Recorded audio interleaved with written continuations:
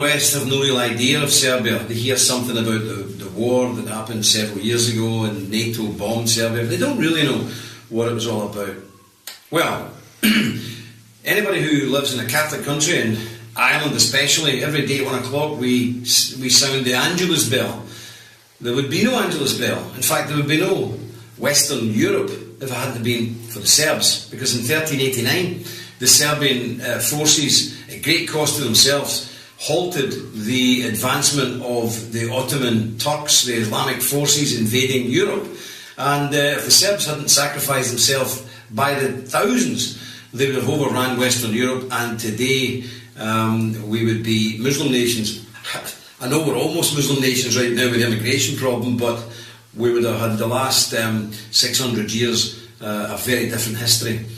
So this is what we need to understand. And this war isn't something that happened in ancient history. This is still going on.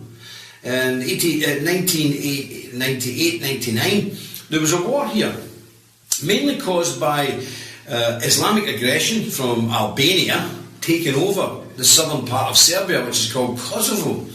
And of course, the Serbian Christian nation fought back. And what happened?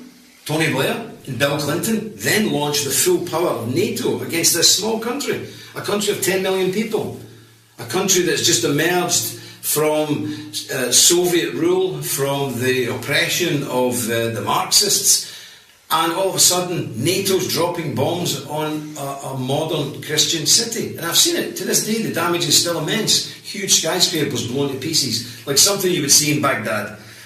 And this happened.